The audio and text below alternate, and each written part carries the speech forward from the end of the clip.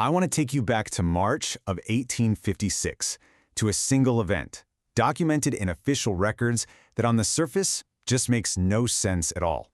It's a story that seems to defy the very laws of physics and of power itself. So, on one side of this confrontation, you've got this number, 12. That's 12 armed, trained overseers. Their entire job, their whole reason for being there, was to enforce control with brute force. And on the other side, just one. A single, unarmed, enslaved man named Jacob Tyrrell. He's the one they were sent to punish, the one they were supposed to easily restrain. So that's the big question, right? How in the world did this happen?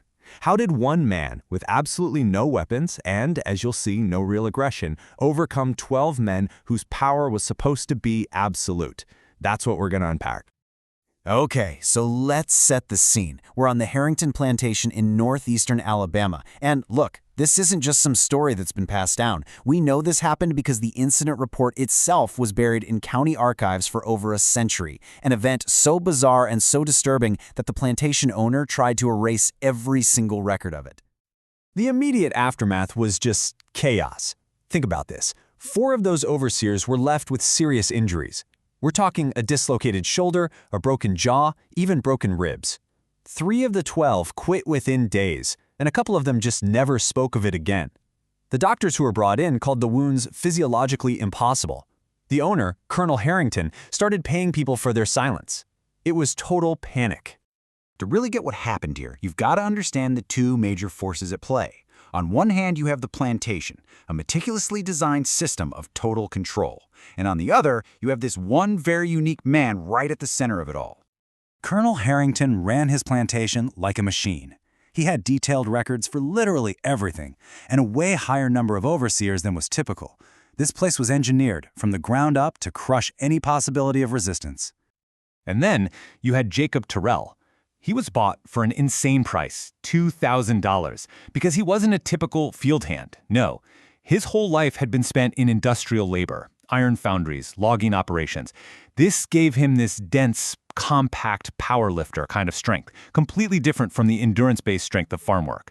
The man was a powerhouse, built for a totally different kind of force. For years, Jacob was a compliant worker, but in the fall of 1855, something just shifted. He got his hands on a forbidden letter, and the head cook, a woman named Martha Clemens, described his change with that one chilling line. It was like he was a different person overnight. So what was in that letter? Well, the news was just devastating. His wife had been sold away, down to a plantation in Georgia. They would probably never see each other again. And to make it even more heartbreaking, she was pregnant with their first child. This piece of information, it's the absolute key to everything that happens next. It basically severed his very last tie to the life he was being forced to lead. And all of that brings us to the morning of March 14th, 1856. The whole thing started because Jacob refused a direct order. But here is the most critical detail, the one that every single witness agreed on. Jacob never once made an aggressive move. Not once. So here's how it went down. First, the head overseer hits him with a leather strap, and Jacob doesn't even flinch. Nothing. So then 3 men try to physically move him, and they can't. One of them later said it was like gripping an oak beam. So they call for more guys. Now there are 7 of them, using standard takedown techniques, leverage, joint locks, and still nothing. He just stands there.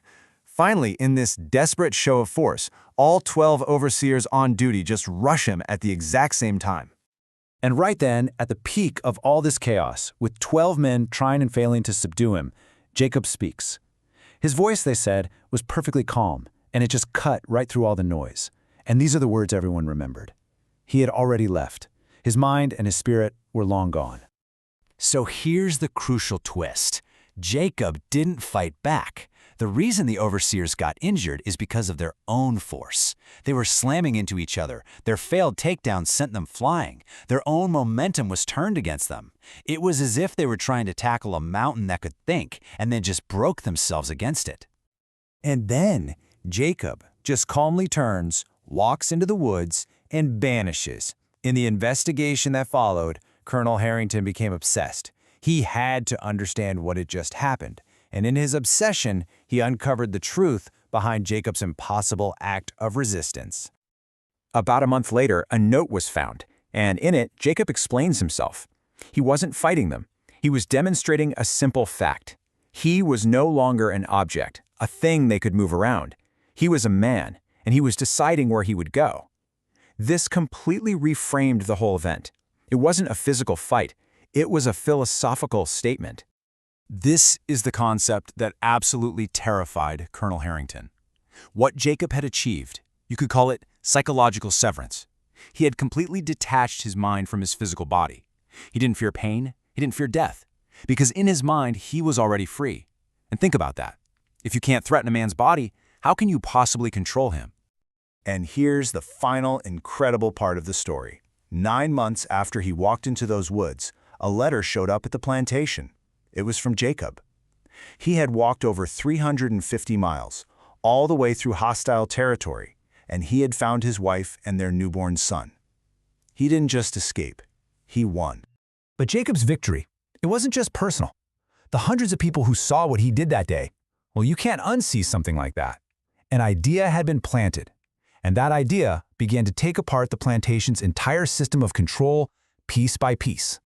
The effect was immediate. Soon after, another man was about to be punished, and 50 people just formed a silent, human wall to stop it. Then, a wave of impossible escapes started happening, people vanishing just like Jacob did. Overseers started quitting, writing in their resignation letters that the system itself was flawed. In the end, the colonel's authority was so completely broken that he was forced to sell the entire plantation. You know, the head overseer himself, Thomas Gibbard, probably summed it up best. What Jacob did wasn't just an act of defiance, it was a revelation. It showed everybody that the brutal system they were living under wasn't some law of nature. It was a choice they were forced to make every single day. And now they knew a different choice was possible. So in the end, Jacob Terrell's story really leaves us with this huge question about where power actually comes from. Is it really in weapons and laws and physical force? Or is it something much more fragile? Something that secretly relies on the quiet, daily agreement of the very people it wants to control?